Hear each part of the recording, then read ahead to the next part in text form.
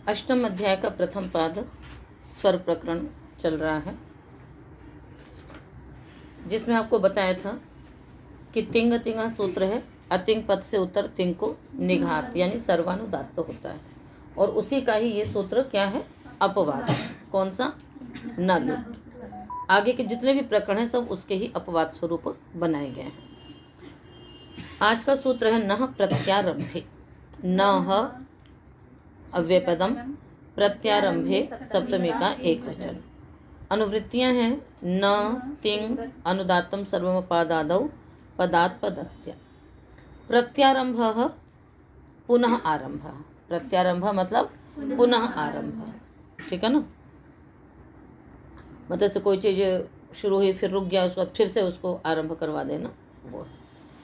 नह जो है वो दो निपातों का समुदाय है, न और ह का, किंतु यहाँ पर जो प्रयोग होगा तो एक साथ ही प्रयोग होगा, ठीक है। नह इत्यनेन युक्तम तिङन्तम नानुदात्तम भवति प्रत्यारंभे। नह इत्यनेन युक्तम तिङन्तम नानुदात्तम भवति यानी अनुदात्तम न भवति प्रत्यारंभे गम्यमाने। नह इस अव्यय से युक्त जो तिङन्त होगा उसको अनुदात्त नहीं होगा प्रत्यारंभ होने पर, ठीक है ना। नह भोक्ष्य से, नह अध्यक्ष्य से, ठीक है। तात्पर्य ये हो गया यहाँ पर कि जैसे किसी को कहा खाओ, है ना, या पढ़ो, कोई भी आदेश दिया गया खाओ, है ना, किंतु उसके बाद भी यदि किसी ने मना कर दिया या उस कार्य को नहीं किया, ठीक है, तो पुनः उसको फिर मतलब वो कहना पड़ेगा कि नह भोक्ष्य से, नह अध्यक्ष्य से, नहीं खाओगे, नहीं पढ़ोगे, खाना ही पड़ेगा या पढ़ना ही पड़ेगा। तो इसमें तो जो इस तरह से कह करके जो उसको पुनः आरंभ करवाया जाएगा उसके लिए है ये। आइए समझ में। तो यही यहाँ पर प्रत्यारंभ है। तो जो नह शब्द है वो न तथा ह को मिला करके बना, ठीक है। अध्यक्ष से कैसे बनेगा? हाँ, अधिईस्य थासा से हो गया, थास के स्थान पे यणादेश होकर के क्या बन जाएगा? अध्यक्ष्य से, भोक्ष्य से। तब इन सब में क्या हुआ? जब अनुदात्त का निषेध हो गया तो स्वर क्या रहेगा? तास्यनुदात्तेन गिददुपदेशान लसार्वधातुकम अनुदात्त महन्विंगो हो। यहाँ पर मतलब इस सूत्र को भी आप लोगों को मतलब एक उसकी जो ट्रिक है वो मतलब समझ लेना चाहिए कि जितने भी जो तिङन्त प्रयोग होंगे तो तिङन्त जो है वो तो ल सार्वधातुक होते ही हैं, ठीक है ना। केवल लिंग लकार और मतलब आश्रय लिंग और लिट लकार को छोड़ करके जितने भी लकार हैं वो सभी लादेश हैं, वो सभी सार्वधातुक हैं। लकार तो सार्वधातुक नहीं, किंतु लकार के स्थान पे जो आदेश होते हैं वो तिंक्षित सार्वधातुकम से सार्वधातुक है, किंतु जो आश्रय लिंग है और लिट लकार है उसको छोड़ दीजिए। अब उसके अतिरिक्त जो भी हैं अपने आप में जो तिंग है वो सार्वधातुक है, उसको क्या बोला जाता है? क्योंकि वो ल के स्थान पे हुआ है इसलिए उसको ल सार्वधातुक बोला जाता है। क्या बोला जाता है उसको? ल सार्वधातुक। यहाँ तक कि क्षत्रिय और शानच भी ल सार्वधातुक के अंतर्गत आते हैं। उसमें और सारी चीज़ों को छोड़ दीजिए, इतना याद रखिए, तास्यनुदात्तेन गिददुपदेशात, अदुपदेशात यानी यदि ल सार्वधातुक से पहले अवर्ण है ना, अकार है, मतलब जैसे सिया का हो गया, श्नम का हो गया, शप का हो गया। अब जो श्नम का ना है वो तो कहाँ हो जाता है? मध्य में चला जाता है, मतलब चोन्त्यात परह से, तो इसलिए वो अदुपदेश से वो नहीं मिलता है सीधा सीधा। किंतु जैसे भोक्ष्य से, अभोक्ष्यत, तो ये सब क्या है आपके? अवर्ण से उत्तर यानी अकार से उत्तर। अवर्ण तो नहीं मिलेगा, अकार ही मिलेगा। तो अकार से उत्तर क्या है यहाँ पर? ल सार्वधातुक है। तो इन सब में क्या होता है? ल सार्वधातुक को उदात्त होता है कि अनुदात्त होता है? अनुदात्त होता है ना। ल सार्वधातुकम गिददुपदेशान ल सार्वधातुकम अनुदात्तम, अनुदात्त होता है, ठीक है। अच्छा, एक बात तो ये हो गई। दूसरी बात क्या है कि जो ल सार्वधातुक है वो पहले आया है, ठीक है, वो मान लीजिए प्रत्यय स्वर से उदात्त भी है। जो पित्त है वो तो अनुदात्त रहेंगे ही रहेंगे, इसलिए उनकी बात नहीं है। जो पित्त नहीं है उनको वो उदात्त हैं। उसके बाद विकरण आया है तो विकरण फिर उदात्त हो जाएगा, क्योंकि विकरण जो वो प्रत्यय है सतिशिष्ट स्वरो बलियान से, जो बाद में विकरण आया वो बलवान हो गया, वो उदात्त हो गया, वो उदात्त हुआ। और जो इधर था ल सार्वधातुक वो अनुदात्त हो गया, फिर उदात्त सूत्र अनुदात्त को स्वरित हो जाएगा। ठीक, बात समझ में आ गई। तो सर्वत्र आपको मतलब यदि स्वर को यदि आपको बहुत उससे दिमाग में यदि स्थिर रखना है तो इस चीज़ को ध्यान में रखना पड़ेगा कि पहले धातु उदात्त होगी, उधर से फिर जो प्रत्यय आएगा उसमें से जो पित्त आएगा तिङंत वो अनुदात्त रहेगा, यदि जो पित्त नहीं है वो उदात्त रहेंगे। उसके बाद विकरण आएगा, तो विकरण सतिशिष्ट स्वर से वो बलवान होने से वो उदात्त हो जाएगा। यदि वो अदुपदेश है तो फिर जो इधर के हैं जो अनुदात्त थे वो तो अनुदात्त हैं ही, जो उदात्त थे वो भी लसार धातुक स्वर से अनुदात्त हो जाएंगे। फिर उदात्त से उत्तर अनुदात्त को स्वरित होगा। तो ये तो लसार धातुक से अनुदात्त हुआ और बाकी अनुदात्तम पदमेक वर्जम से वैसे अनुदात्त हो गया था। तो जो धातु रहेगी वो भी अनुदात्त हो गई, विकरण हो गया वो उदात्त हो गया, उससे उत्तर जो अनुदात्त है उसको स्वरित हो गया। तो ज़्यादातर यही स्थिति रहेगी। कहीं कहीं ऐसा होगा जहाँ पर आपको अदुपदेश नहीं मिलेगा, क्योंकि शक में भी अदुपदेश मिल जाएगा, शा में भी अदुपदेश मिल जाएगा। तो कहीं कहीं ऐसी स्थिति रहेगी आपकी केवल कि जहाँ पर ऐसे शयन में भी अदुपदेश मिल जाएगा। ठीक है। अब किंतु जैसे सिच वगैरह होंगे तो सिच को क्योंकि चित किया है तो अनुदात्त बनेगा। तो अभी हम लुंग लकार के तो रूप बना नहीं रहे हैं, केवल हम लट लकार के रूप बना रहे हैं। तो लट लकार में सभी ज़्यादातर मध्योदात्त और जो ये आपका जो तिंग है वो क्या है आपका स्वरित है, प्रायः यही स्वर रहेगा। तो नह भोक्ष्य से नह अध्यक्ष से, ठीक है ना। तो से को स्वरित हो गया, यह उदात्त हो गया। सत्यम प्रश्न, सत्यम ठीक है। न तिंग नहीं, न तिंग अनुदात्तम सर्वम पादादौ पदात् पदस्य, इन्हीं का अधिकार चलेगा। सत्यम इत्यनेन युक्तम तिङन्तम नानुदात्तम भवति। न की अनुवृत्ति कहाँ तक जा रही है? छाछठ तक। तो भी चलते चले, है ना। तो सत्यम इससे युक्त जो तिङंत है वो भी अनुदात्त नहीं होगा। प्रश्न सति, यदि प्रश्न हो तो सत्यम भोक्ष से, सत्यम अध्यक्ष से, सचमुच में तुम खाओगे, सच में पढ़ोगे, है ना। तो प्रश्न किया जा रहा है, स्वर वही रहेगा भोक्ष से अध्यक्ष से, बस निषेध हो गया यानी निघात नहीं हुआ। अंगा प्रातिलोम्य, अंग अव्यपदम, अप्रातिलोम्य सप्तमी का एक वचन। न प्रातिलोम्यम, प्रातिलोम्यम यानी प्रतिकूलता, तद अभाव है ना, इति अप्रतिकूलता। अप्रतिकूलता यानी अनुकूलता, अप्रतिकूलता यानी अनुकूलता, यही होगा ना। प्रतिकूलता मतलब अनुकूलता का अभाव और प्रतिकूलता का अभाव अनुकूलता, दोनों जानते ही हैं। चलिए अनुवृत्तियां वही हैं, ठीक है ना। अर्थ करेंगे, अप्रातिलोम्य गम्य माने, अप्रातिलोम्य गम्य माने अंग इत्यनेन युक्तम तिङन्तम नानुदात्तम भवति। ठीक है।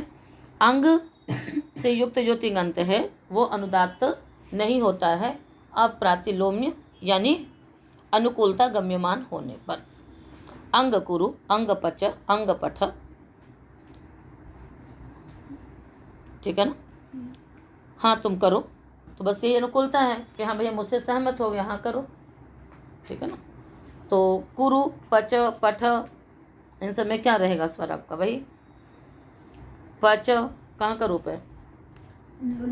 पच शप ही, ठीक है। उस बाद फिर यहाँ पर क्या हो गया? शप तो अनुदात्त था, पित्त होने के कारण से पच क्या है? धातु स्वर से उदात्त है। पच आगे ही अतोहे से ही का तो लुक हो गया, तो प उदात्त, च अनुदात्त, उदात्त स्तुतर अनुदात्त को स्वरित हो गया। तो पच, पठ ये क्या हो जाएंगे? आद्युदात्त, उधर का स्वरित हो जाएगा। कुरु का स्वर क्या रहेगा?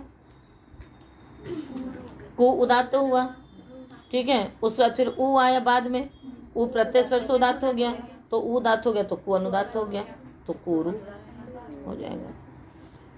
हिच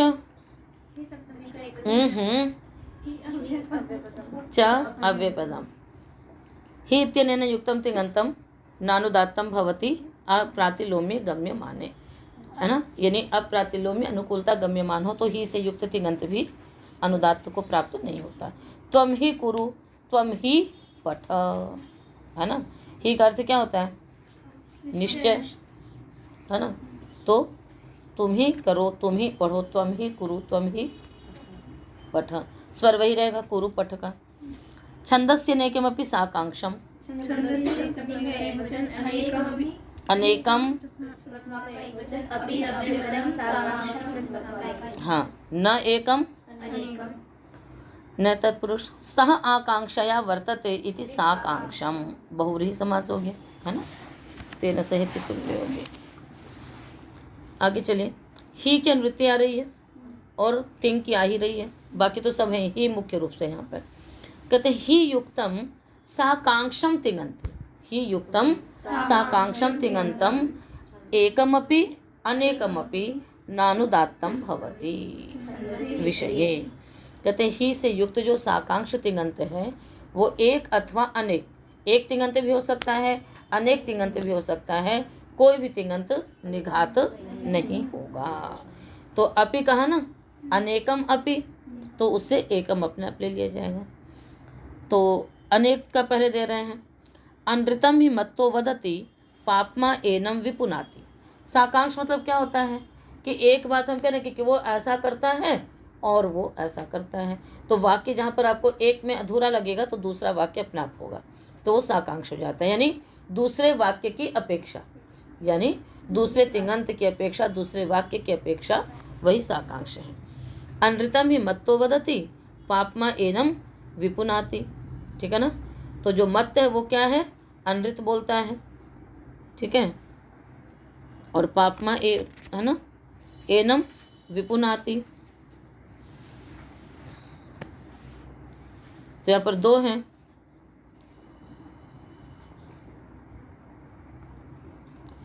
तो यहाँ पर क्या हो गया कि वो मतलब मत्तता के कारण से अनृत बोल रहा है, ठीक है ना।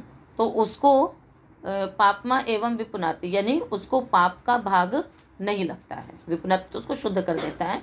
क्यों शुद्ध कर देता है? क्योंकि उसने जान करके नहीं बोला है, उसने उन्मत्त अवस्था में बोला है। मतलब उन्मत्त अवस्था यानी बेहोशी की अवस्था में बोला, या कुछ ऐसी चीज़ मतलब खा लिया जिससे उसको होश ही नहीं है, तो अनजान अवस्था में यदि कोई चीज़ उसने शब्द का प्रयोग किया तो इसके कारण से वह अनृत दोष का भागी नहीं बनता है। तो अनृतम ही मत्तो वदति। अब यहाँ पर देखिए ही से युक्त तिङन्त है ना। अव्यवहित तत् की यहाँ पर बात नहीं रहती। युक्त, युक्तता जो है वो व्यवहित भी हो सकती है, अव्यवहित भी हो सकती है, बस ही का संबंध तिङन्त के साथ होना चाहिए। तो ही वदति, वदति का स्वर क्या हो जाएगा?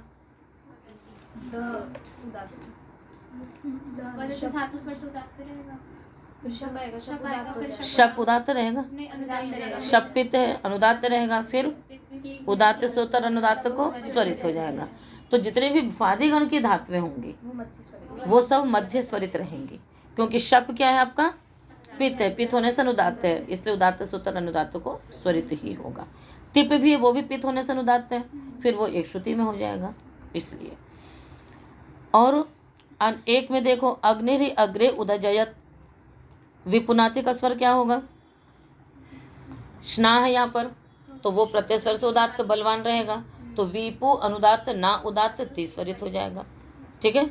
तो जो पित्त हैं उनमें मध्य स्वरित हो जाएगा, जो अपित विकरण हैं जैसे स्ना इत्यादि वो सब आपके सतिशिष्ट स्वर से वो उदात्त रहेंगे, तो उदात्त सूत्र जो बाद वाला अनुदात्त वो स्वरित रहेगा। तो विपुनाति का स्वर रहेगा विपु अनुदात्त ना उदात्त तीस्वरित। अग्निर्हि अग्रे उदजयत तम इंद्रो अनुदजयत, यहाँ पर उदजयत, उदजयत का स्वर क्या होगा?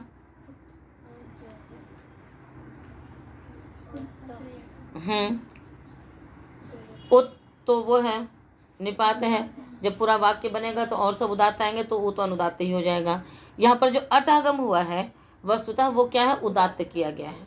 सारी सिद्धियां होते हुए भी, चाहे वो वादिगण की धातु हो चाहे कहीं की भी हो, यदि वहाँ पर अट आगम हो गया तो वो क्या होगा? उसको विशेष विधान किया गया है लुंग लंग लिंग स्वर उदात्त, कि जो अट होगा वो उदात्त होगा। जब विशेष विधान किया गया तो उस उदात्त को कोई काट नहीं सकता। अब जब वो पूरे वाक्य में वो उदात्त हो गया तो शेष क्या हो जाएंगे? अनुदात्त होंगे। फिर उदात्त सूत्र अनुदात्त को स्वरित, स्वरित से उत्तर अनुदात्त को एक श्रुति होगी। तो जितने भी आपके ये लंग लुंग वाले होंगे उनमें तो जो आगम है वही उदात्त रहेगा, ठीक है। जब वो उदात्त रहेगा तो फिर शेष अनुदात्त। तो उ अनुदात्त, द उदात्त, य स्वरित, ज स्वरित, ज स्वरित या एक श्रुति में आ गया। समझ में आया नहीं आया? उ अनुदात्त, दा का जो अ है वो अटागम का है, इसलिए वो उदात्त, फिर ज उदात्त सूत्र अनुदात्त स्वरित, ज से बाद जो है वो एक श्रुति में आ गया। तमिंद्रो अनुदजयत है ना, उसमें भी फिर वही हो गया। अजाहि अग्नि अजनिष्ट, अजनिष्ट में भी क्या हो जाएगा, आ उदात्त रहेगा तो ज स्वरित हो जाएगा, है ना। सावा अपश्यत जनितारम अग्ने, ठीक है, सावा अपश्यत, हाँ, तो उसमें क्या रहेगा स्वर आपका, अजनिष्ट, हाँ,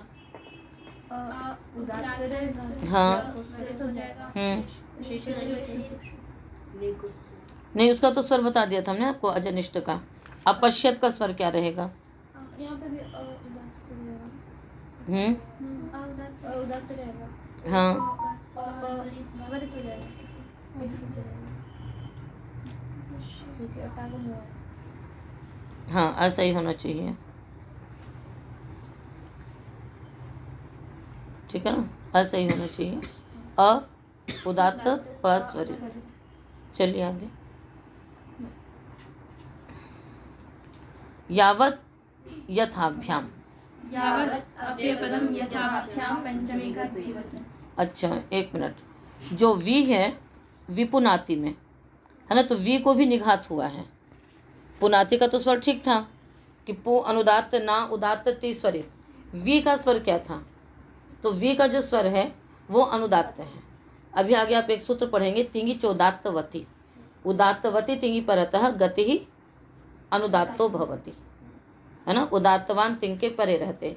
तो जो पुनाति उसमें उदात्त है, कहीं भी उदात्त होना चाहिए, आदि में मध्य में कहीं भी होना चाहिए। यदि उदात्तवान तिंग है तो उससे पूर्व में यदि गति है, कोई भी उपसर्ग है तो उसको निघात ही रहेगा, तो इसलिए वी भी अनुदात्त रहेगा, वी क्या रहेगा, अनुदात्त रहेगा, ठीक है।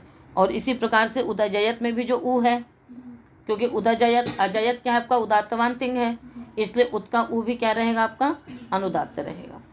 इस सूत्र को बहुत याद रखिएगा, कौन सा, तिंगी चोदात्तवती। यदि कोई भी तिंगंत पद उदात्तवान है, उससे पूर्व में यदि उपसर्ग है तो उसको क्या होगा, निघात ही रहेगा।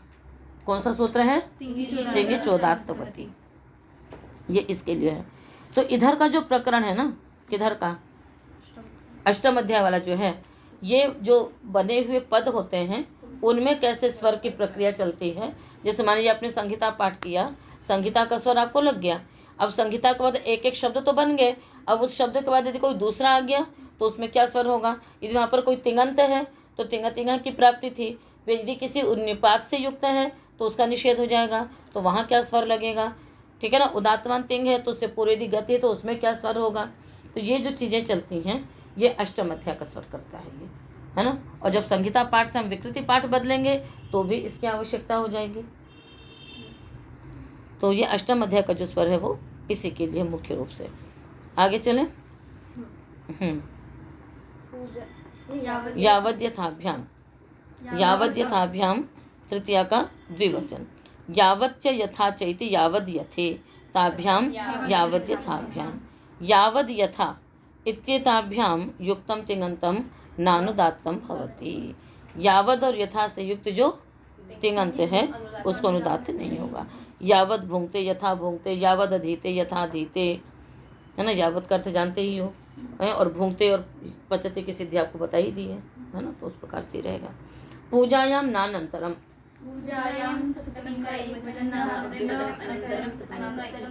हाँ, न अंतरम विद्यते अस्य इति अनंतरम। अभी तक तो युक्तता चल रही थी, व्यवहित में भी चल रहा था, अब ये कुछ विशेष हो जाएगा। चलिए अर्थ करेंगे हम लोग सूत्र का। यावद यथा इत्येताभ्याम युक्तम अनंतरम तिङन्तं पूजायाम विषये नानुदात्तम न भवति। न अनंतरम है, एक न उधर से आ रहा था, एक न इसमें आ गया, अभी आपको समझ में आ जाएगा क्या है ये। यावद यथा इत्येताभ्याम युक्तम अनंतरम तिङन्तं पूजायाम विषये नानुदात्तम न भवति, है ना। अर्थात अनुदात्तमेव भवति, द्वौनयं प्रकृत्यर्थम गम्यता। अनुदात्त मतलब अनुदात्त का निषेध नहीं होता है, यानी अनुदात्त हो जाता। तो यावत पचति शोभनम यावत करोति चारु। अब यहाँ पर क्या कि बीच में किसका व्यवधान नहीं होना चाहिए। जैसे पीछे था ना आपका ही, इधर है, बीच में कुछ और है, फिर तिङंत है ना। अनृतम ही मत्तो वदति, बीच में मत्ता का व्यवधान हो गया। किंतु यहाँ पर ये चीज़ नहीं है। यहाँ पर यावत तिङंत, उसके बाद फिर पूजावाची कोई शब्द। तो यावत से युक्त अनंतर तिङंत क्या है, पचति, और ये पूजा गम्यमान है शोभनम से, इसलिए यहाँ पर नानुदात्तम न भवति यानी अनुदात्तम भवति। ठीक है। तो यावत पचति शोभनम यावत करोति चारु, यथा पचति शोभनम यथा करोति चारु, है ना। कि जब तक वो अच्छा पकाता है उतना अच्छा पकाता है, जिस प्रकार से अच्छा पकाता है। तो ये सब पूजा गम्यमान है। तो सब में क्या हो गया, निघात हो गया। तो पचति सब अनुदात्त है, करोति अनुदात्त है, कुछ विशेष है ही नहीं। चलो आगे। उपसर्ग व्यपेतम च, उपसर्ग व्यपेतम, उपसर्गेण व्यपेतम, उपसर्ग व्यपेतम। व्यपेत मतलब व्यवहितम। पूरे सूत्र की अनुवृत्ति पूजायाम नानंतरम की 38 तक यानी इसी सूत्र तक आएगी। यावद् यथाभ्याम युक्तम उपसर्गेण व्यपेतम, यावद् यथाभ्याम युक्तम उपसर्गेण व्यपेतम अर्थात व्यवहितम अनंतरम तिङंतम पूजायाम विषये नानुदात्तम न भवति।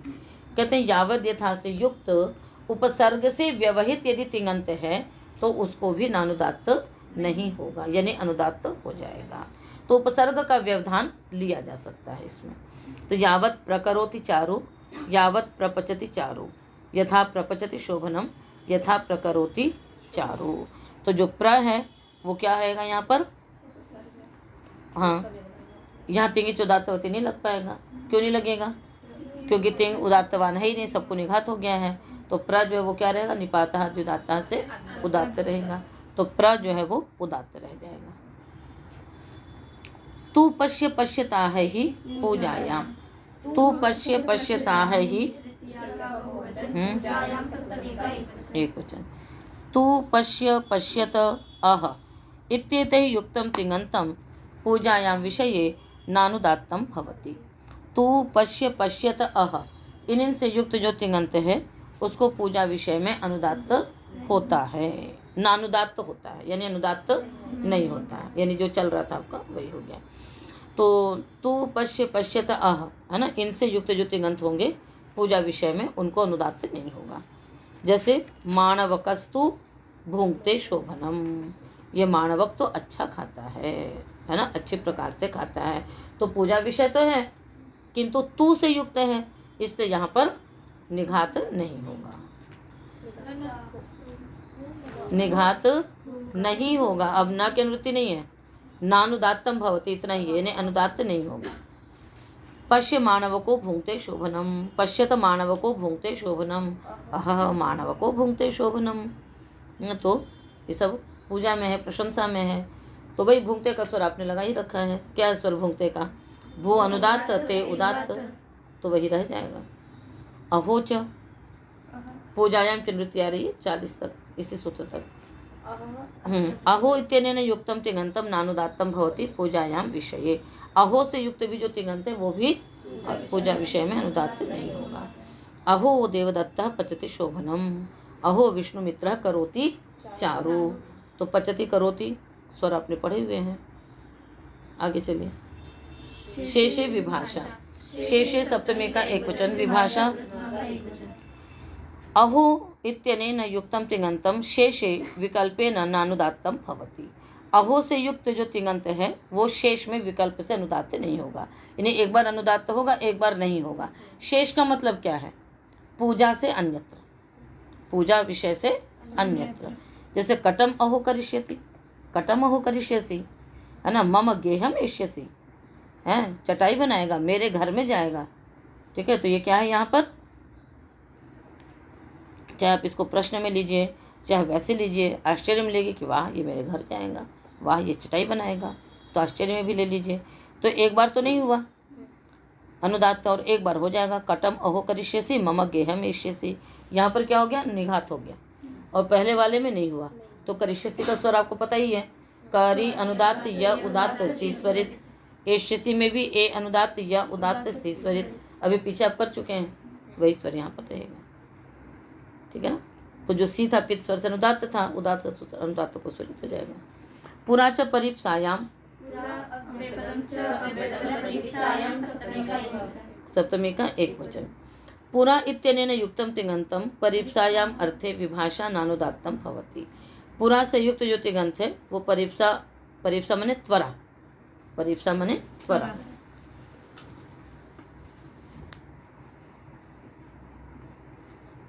त्वरा गम्यमान हो तो विकल्प से अनुदात्त नहीं होता है, यानी एक बार होगा एक बार नहीं होगा।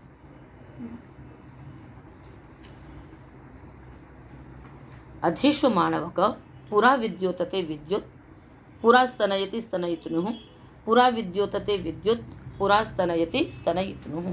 तो जल्दी पढ़ो बच्चों, है ना। सामने देखो बिजली चमक रही है, तो कई बार होता है ना कि चलो जल्दी जल्दी करो वर्षा आने वाली है, तो बस ये वही परीक्षा है। परीक्षा मैंने त्वरा है, तो शीघ्र पढ़ो शीघ्र करो। बिजली चमक रही है, पुरा विद्योतते विद्युत, देखो सामने बिजली चमक रही है, तो पुरा से युक्त है और त्वरा गम्यमान है। तो यहाँ पर एक बार तो हो जाएगा तो निघात हो गया, और जब नहीं होगा तब क्या होगा, विद्योतते का स्वर वही मध्य स्वरित वादिगण की धातु है, शप आएगा तो मध्य स्वरित होगा। क्या स्वर होगा, द्युत का जो द्यु है धातु स्वर से अनुदात उदात्त, शप अनुदात्त और त हाँ त उदात्त रहेगा। फिर उसके बाद त उदात्त क्यों रहेगा, लसारो धातु स्वर से वो भी अनुदात्त हो जाएगा, है ना। फिर उदात्तवान तिंग के परे रहते वी को निघात होगा, तो वी अनुदात्त द्यो उदात्त त स्वरित ते एक श्रुति में रह जाएगा।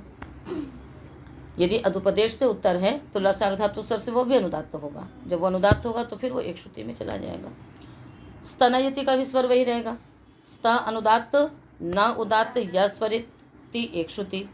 स्तनगदी देव शब्दे धातु है, क्या है धातु, स्तनगदी देव शब्दे, तो उसको विद्युत विद्युत भी बोलते हैं और स्तनयितनु भी बोलते हैं। चमकती है इसलिए विद्युत विद्युत है, शब्द भी करती है इसलिए स्तनयितनु है।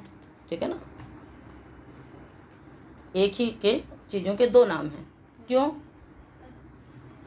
क्रिया के कारण से, वो दो क्रियाएं कर रही है इसलिए। तो स्तनयति की सिद्धि आपने की, स्तनी आगे शब्द, ठीक है, उस वक्त फिर क्या हो जाएगा, स्थाने, तो स्थानी धातु स्वर से क्या होगा, ये उदात्त रहेगा। शप अनुदात्त है, तिब भी अनुदात्त है। फिर स्तने स्तनय वो उदात्त ही रह गया। शप का अनुदात्त, ति अनुदात्त, उदात्त सूत्र अनुदात्त को स्वरित हो गया, तो स्तनयितनु हूँ। पूरा विद्युतते विद्युत, पूरा स्तनयते, तो एक बार पर निघात हो जाएगा। नन्वित्यनुज्ञैषणायाम ननु अव्यपदम इति अव्यपदम अनुज्ञैषणायाम सप्तमी का एक वचन।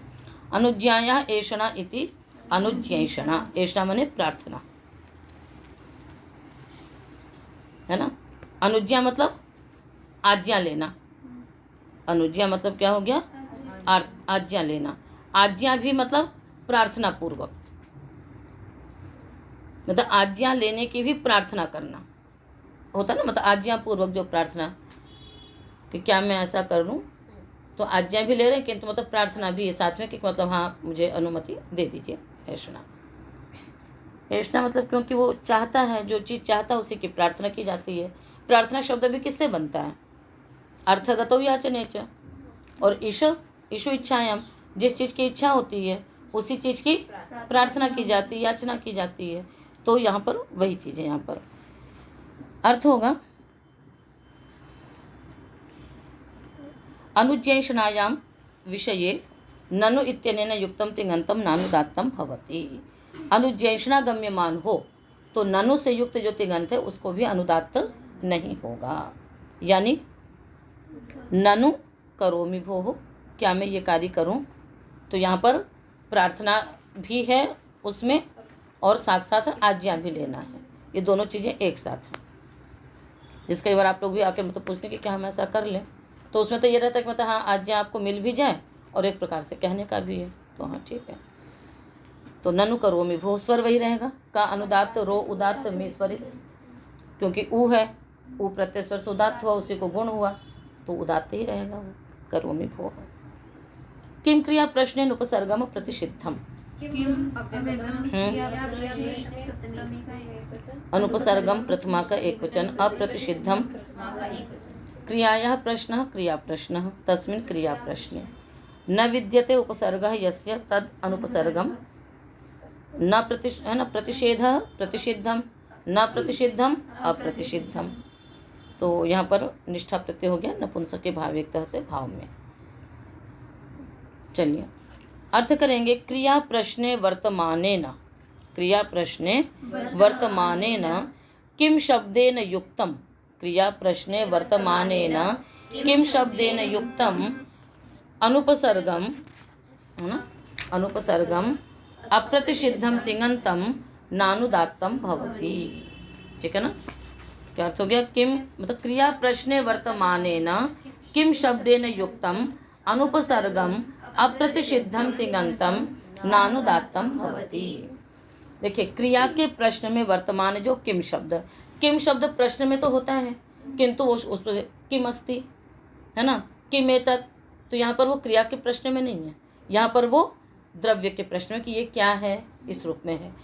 किम कर्वोमि, किम करवाणी, ये क्या आपका क्रिया का प्रश्न है कि क्या मैं करूँ।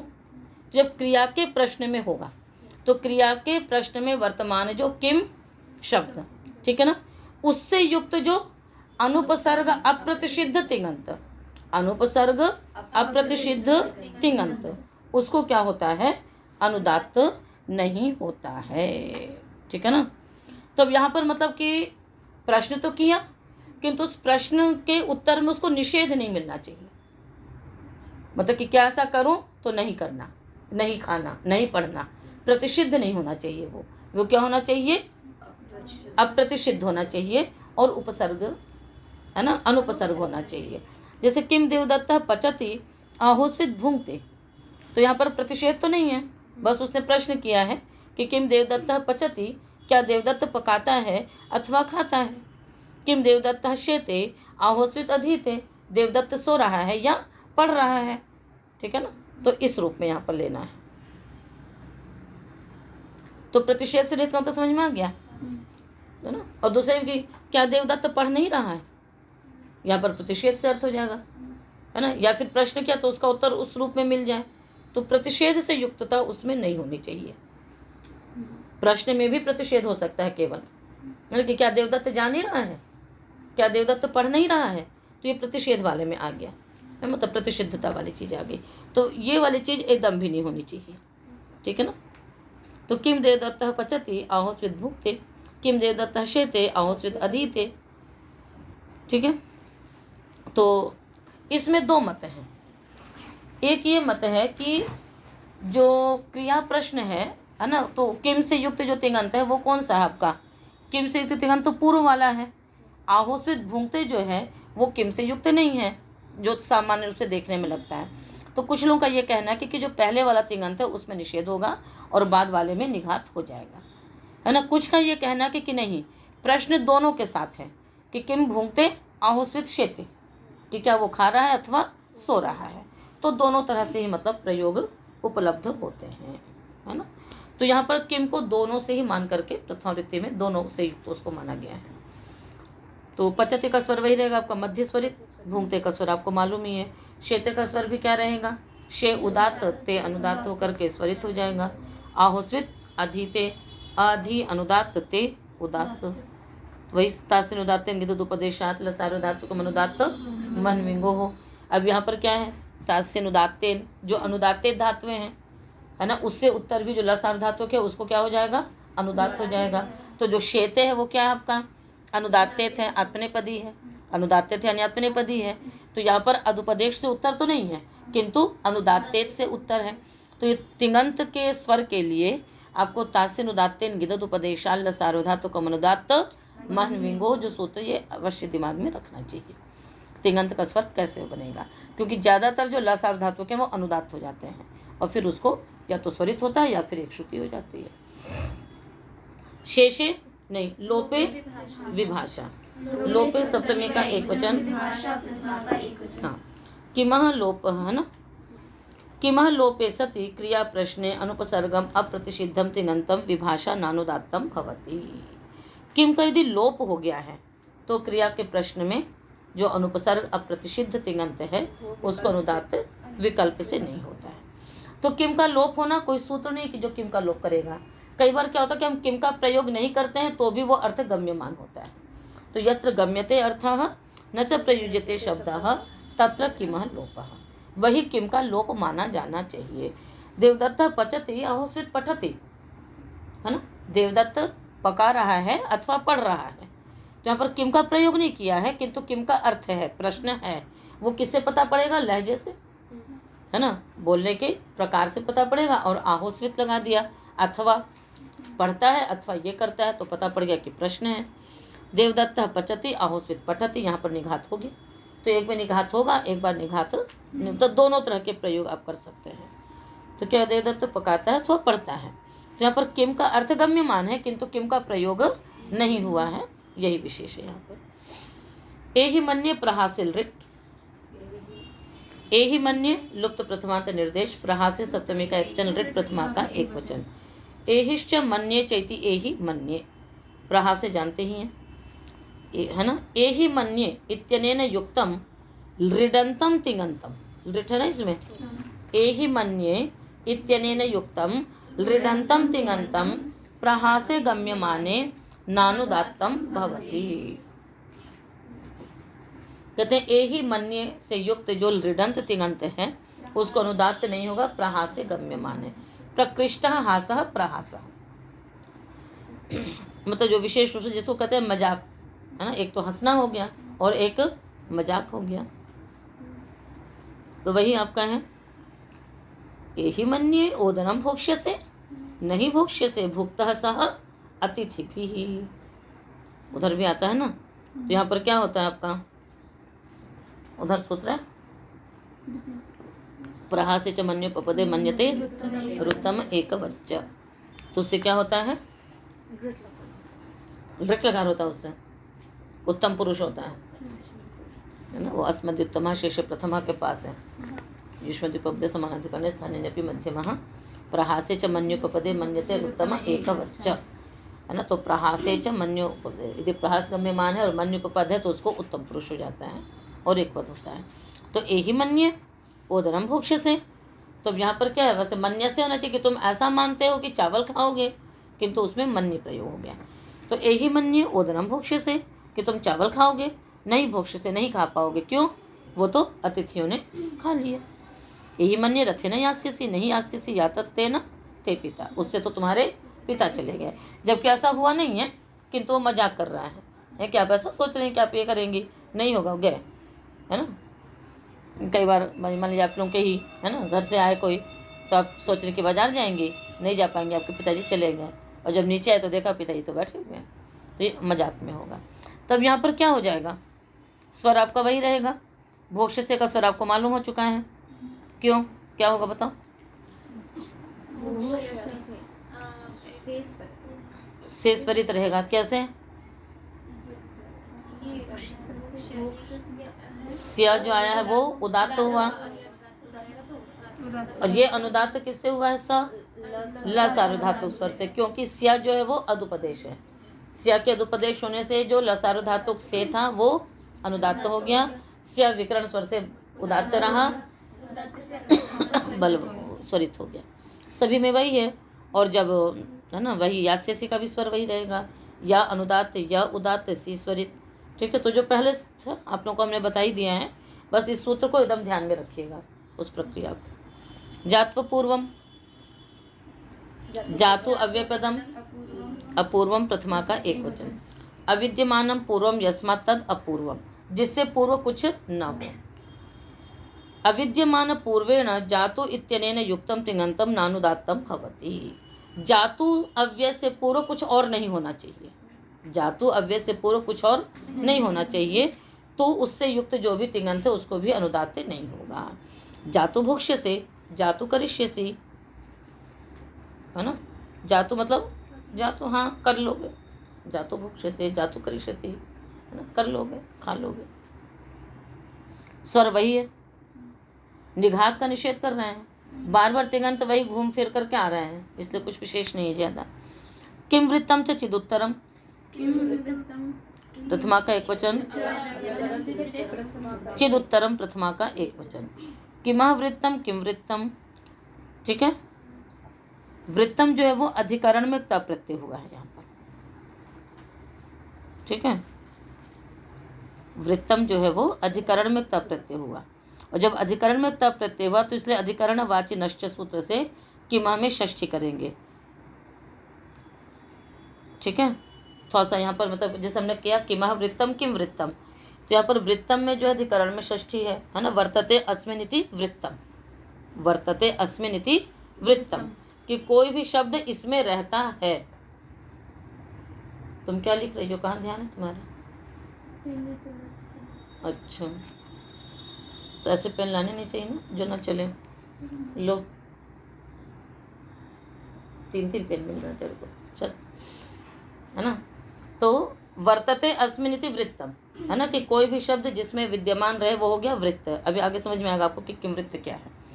फिर कहा किमः वृत्तम इति किम वृत्तम, तो यहाँ पर षष्ठी तो हो गई आपकी अधिकरणवाची नश्च से, किंतु उसके बाद अधिकरणवाची नाच सूत्र जो है वो षष्ठी का ही निषेध कर देता है। बताया ना कि उसमें उधर से जो षष्ठी होती है फिर उधर निषेध हो जाता है समासों का। ये सब प्रकरण एक बार पूरा आलोडन कर लेना चाहिए आप लोगों को। तो फिर समास कैसे होगा यहाँ पर किमः वृत्तम किम वृत्तम, तो इसी निपातन से समास होगा, है ना। वैसे देखा है तो समास सीधा सीधा आपको बता सकते थे हम, किंतु ये प्रक्रिया आपको जान लेनी चाहिए कि वर्तते अस्मिन् इति वृत्तम अधिकरण में क्ता प्रत्यय हुआ, अधिकरण में दिखता प्रत्यय है तो उसके योग में षष्ठी विभक्ति होती है, तो किमः षष्ठी हो सकती है, किंतु अधिकरणवाची नाचा से समास का निषेध हो जाता है, तो फिर समास नहीं होना चाहिए, किमः वृत्तम ही रहना चाहिए, किंतु यहाँ निपातन से समास हो जाएगा। चिद उत्तरम यस्मात् तत् चिद उत्तरम, है ना। चिद अव्यय जो है वो उत्तर में है जिसके। अब आइए अर्थ में। अनुवृत्तियां हैं अपूर्वम, तिंग, न, अनुदात्तम इत्यादि। जात पूर्वम से अपूर्वम आएगा। अविद्यमान पूर्वम चिदुत्तरम यत् किम वृत्तम, अविद्यमान पूर्वम चिदुत्तरम यत् किम वृत्तम तेन युक्तम तिङन्तम नानुदात्तम भवति। कहते हैं अविद्यमान पूर्वम, जिससे पूर्व कुछ और ना हो, ऐसा जो चिद उत्तर वाला किम वृत्त शब्द है ना, उससे युक्त जो तिङन्त उसको अनुदात्त नहीं होगा। किम वृत्त शब्द वो होगा कि किम शब्द के जितने भी रूप चलते हैं या उनसे जो भी प्रत्यय होते हैं, किसी भी शब्द में यदि किम शब्द है वो कहलाएगा किम वृत्त। जैसे कदा, कस्मिन, कस्मई, ये सब क्या कहलाएंगे किम वृत्त। किम शब्द तो केवल किम हो गया, किंतु किम वृत्त कौन होगा? किम के जितने भी रूप हैं, किसी भी शब्द में यदि किम शब्द है वो किम वृत्त कहलाएगा। बात समझ में आ गई? इसलिए कहा कि वर्तते अस्मिन, अधिकरण में कहा मतलब इसमें रहता है। कौन रहता है? किम। तो किम का होना रहता है जिसमें, वो कहलाया किम वृत्त। अब वो चाहे आपका कुछ भी हो सकता है, और वो किम वृत्त शब्द भी चित उत्तर होना चाहिए। जैसे कस्मै चित, किमचित, कश्चित, कदाचित, कथाचित। समझ में आ गया? तो किम से युक्त कोई भी किम वृत्त शब्द हो गया, उस किम वृत्त में भी चित उत्तर में होना चाहिए, किंतु उससे पूर्व कोई और शब्द नहीं होना चाहिए, है ना। अविद्यमान पूर्व होना चाहिए। अब आपको उदाहरण से समझ में आ जाएगा, है ना। और किम वृत्त का तो कतर, कतम भी ले लिया जाएगा, क्योंकि उसमें भी किम शब्द है। तो कोई भी ऐसा शब्द जिसमें किम शब्द है और उससे उत्तर यदि चित शब्द भी है, किंतु वो जो किम वृत्त चिद उत्तर शब्द है उससे पूर्व कुछ और शब्द नहीं होना चाहिए। तो जैसे कश्चित भूंगते, कश्चित भूंगते, अब ये किम वृत्त शब्द है ना, कह, उसमें चित लग गया तो ये चिद उत्तर हो गया, और कश्चित से पहले कोई और शब्द नहीं है। बात समझ में आ गई? कश्चित शब्द कैसा हो गया? किमवृत्त चिदुत्तर हो गया, उससे पूर्व कोई और शब्द नहीं है, तो ये अपूर्व किमवृत्त चिदुत्तर शब्द हो गया। तो अपूर्व यानी अविद्यमान पूर्व किमवृत्त चिदुत्तर शब्द से युक्त जो तिङन्त, उसको भी निघात नहीं। कश्चित भुंक्ते, कश्चित भोजयति, कश्चित अधीते, केनचित करोति, कस्मिंचित ददाति, कतरश्चित करोति, कतमश्चित भुंक्ते, कोई भी प्रयोग कर लीजिए। कश्चित भुंक्ते कोई खा रहा है, कश्चित भोजयति कोई खिला रहा है, कश्चित अधीते कोई पढ़ रहा है, केनचित करोति, है ना, किसी के द्वारा कोई कार्य किया जा रहा है, कस्मिंचित ददाति कोई किसी को दे रहा है, कतरश्चित करोति, है ना, कौन कर रहा है, आप सब में से कौन खा रहा है। तो ये सारे प्रयोग आपके हो गए।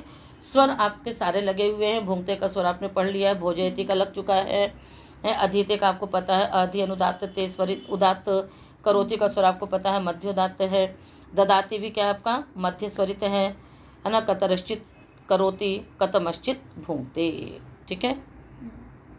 तो सबके स्वर पीछे आ चुके हैं। कतमश्चित इत्यादि के स्वर से तो आपको लेना नहीं है कुछ भी।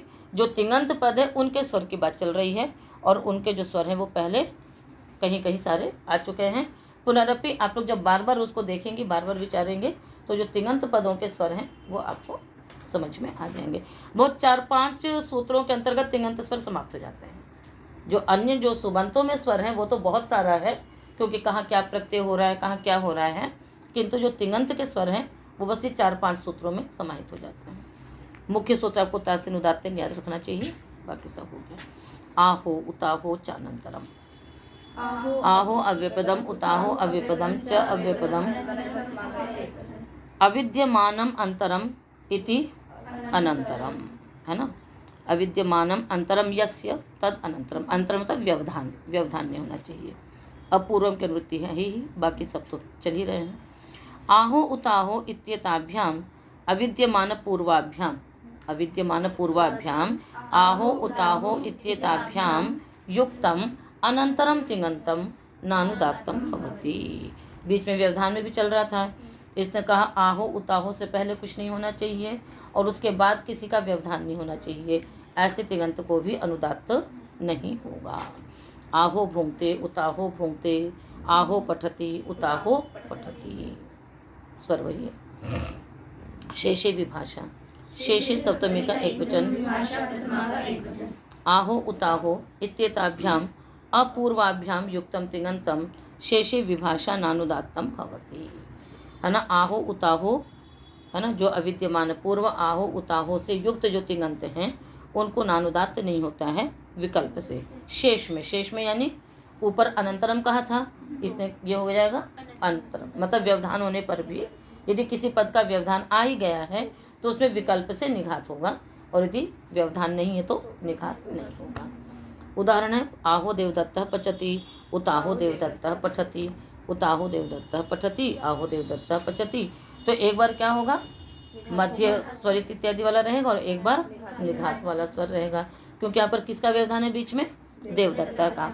तो शेष कोई बहुत ज़्यादा शेष नहीं, जिस सूत्र के बाद कहा गया 2 बार शेष विभाषा है ना। तो एक बार यहाँ वाला, एक बार यहाँ वाला। जब हम लोग अष्टधी पक्की सुनाते थे, अष्टधी करते थे, इस पूरे पाद में बार बार ऊपर नीचे हो जाते थे हम लोग, होता है ना। एक यहाँ पर और एक जो वो है अष्टम अध्याय का जो तृतीय पाद है, प्राक्सिता दड्व्यवायपी वाले जो लाइन है, उसमें भी सूत्र मिलते जुलते हैं। वो मतलब उसको जितनी बार भी सुनाने चलो वो जरूर अटकते हैं वहाँ पर। तो ये शेषे विभाषा, फिर लोपे विभाषा, फिर शेषे विभाषा, है ना। तो इसमें बहुत वो होती थी। पूरी अष्टधी सुना गए एक साथ, यहाँ पर आकर के शेषे विभाषा में ऊपर चले गए। अस्तु, तो पाठ एक प्रकरण यहीं पर ही समाप्त हम कर रहे हैं आज का, शेष अगले पाठ में करेंगे।